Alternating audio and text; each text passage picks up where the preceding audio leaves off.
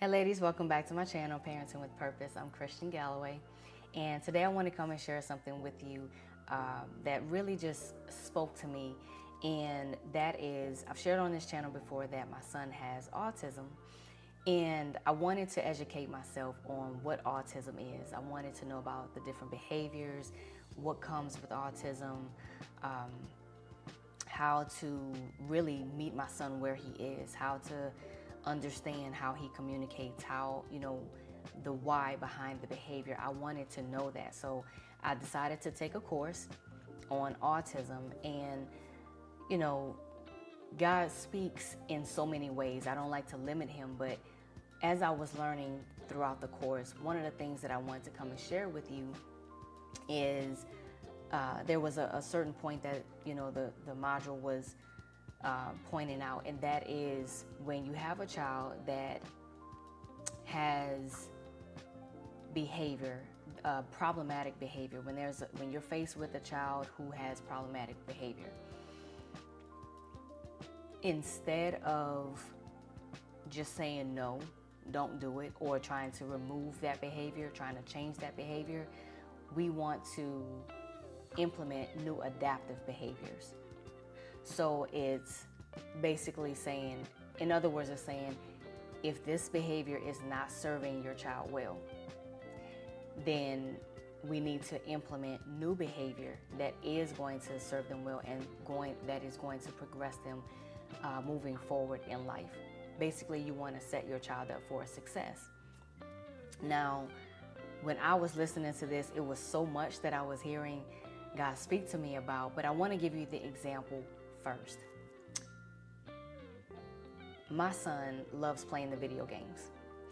And so when I'm homeschooling him, so when he finishes his schoolwork, he instantly wants to get on the video games. There's nothing wrong with playing the video games. I've played video games growing up when I was with my brothers.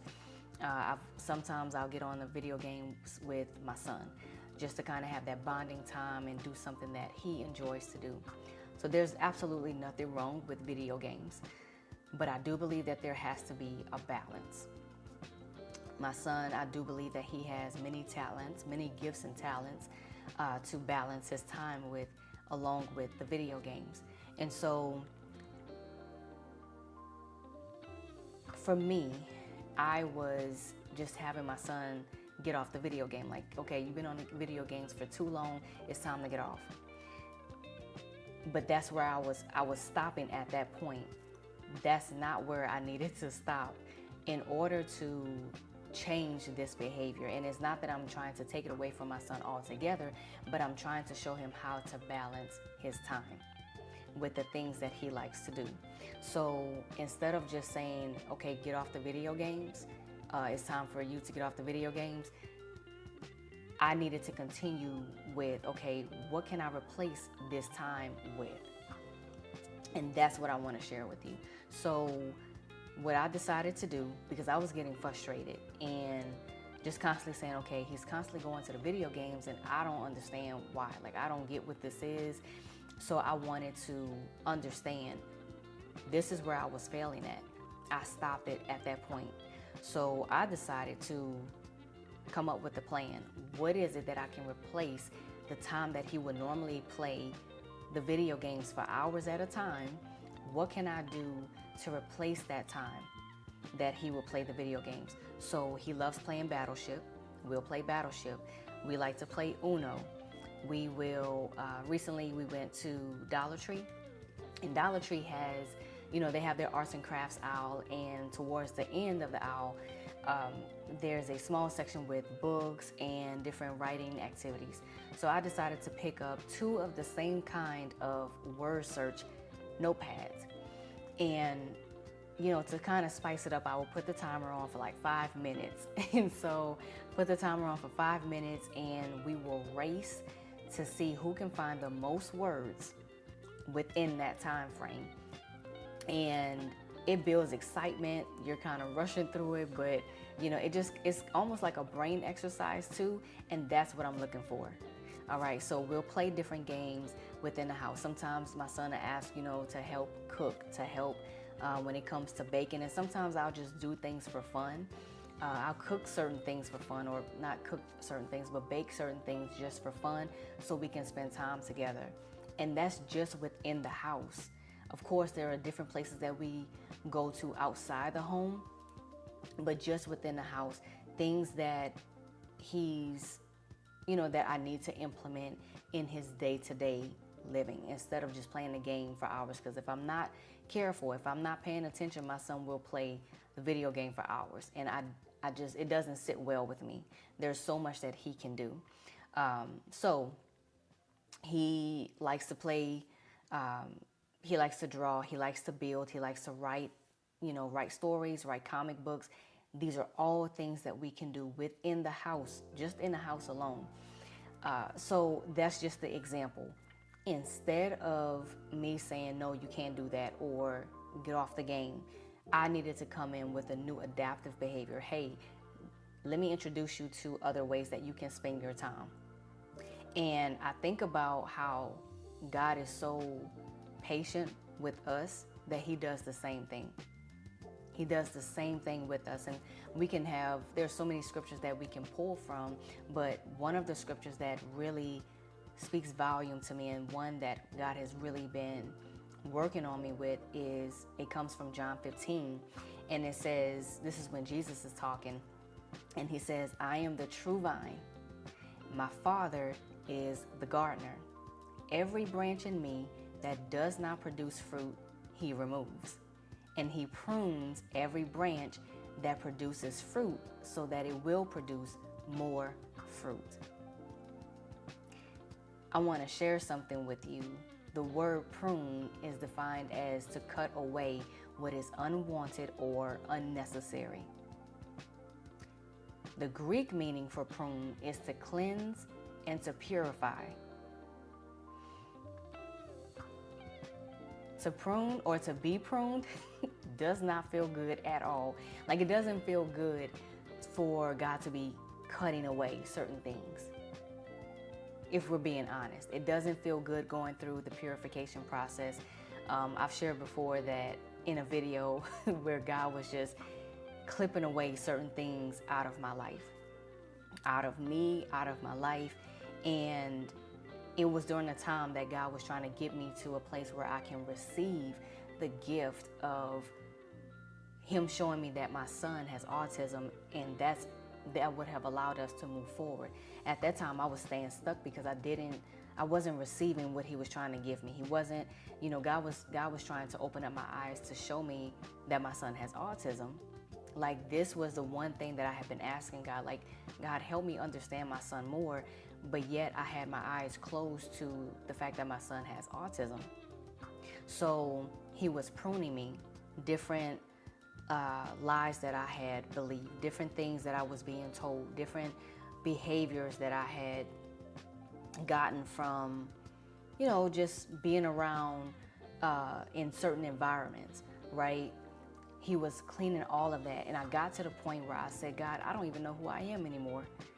And so it got to that point because it was uncomfortable. I didn't know who I was becoming. I didn't know what was left of me, because it seemed like he was just stripping away so much out of me and away from me that I really had to ask him, okay, so who am I now?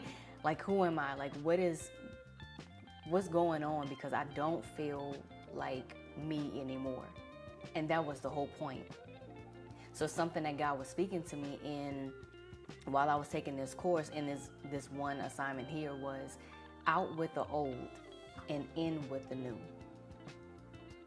Out with the old, in with the new. What is no longer serving you, that needs to be cut away. That needs to be cut out.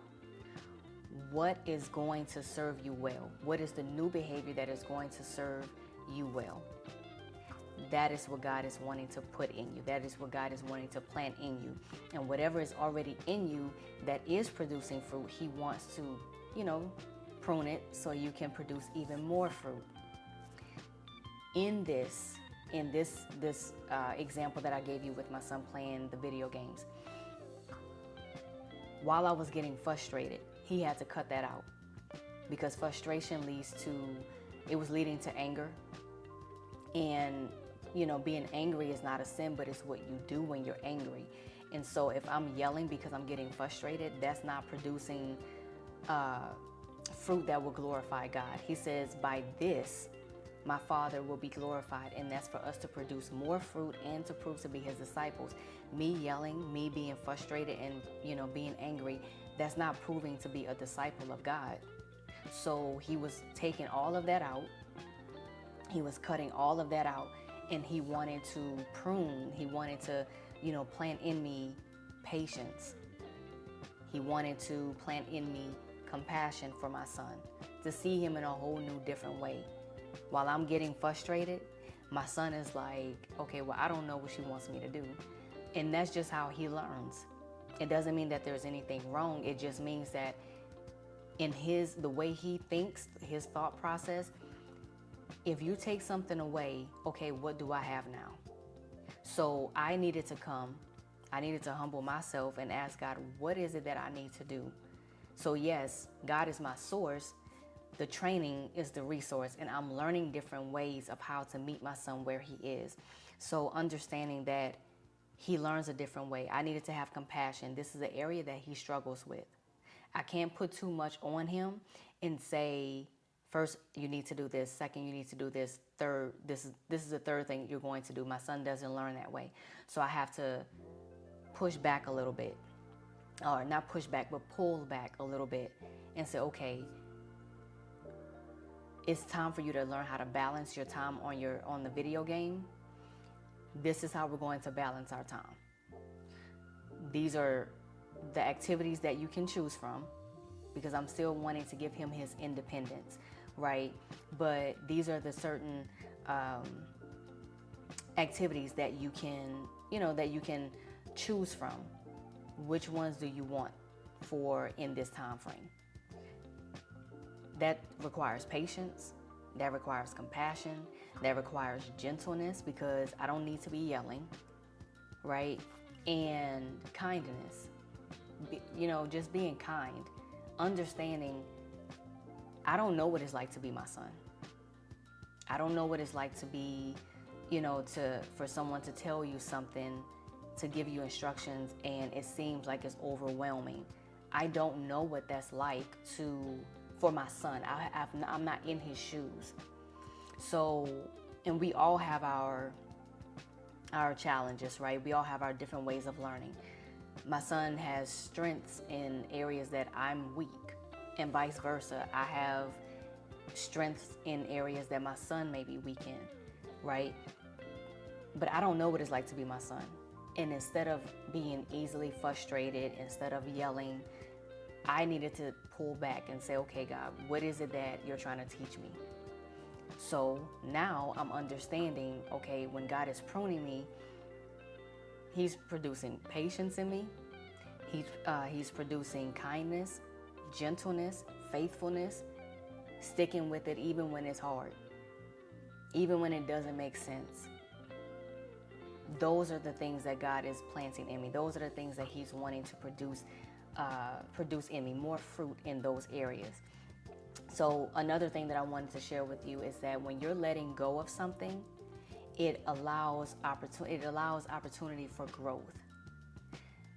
When God asks us to let go of something or even someone, it means that he's wanting to replace that.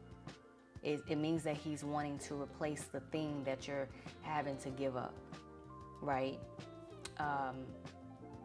That's really what it is. So he's saying, for me in this example, I want you to give up the yelling.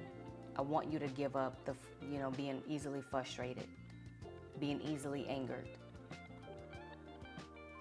I'm going to replace it with gentleness, kindness, compassion, love, faithfulness, joy, peace. These are the things that God is teaching me. All right. So I want to ask you, what is it that is no longer serving you? What is it? What type of behavior, what type of mindset is no longer serving you? and allow God to produce the fruit in you that will serve Him, that will serve you well, that will produce more fruit in you, and that will prove you to be His disciple. So that's all I have for you today. I hope that this helps you. Hope that it opens up your eyes in some kind of way, your spiritual eyes, to see what God is wanting to do in your life. And that's all. I will see y'all in the next video. Enjoy your weekend.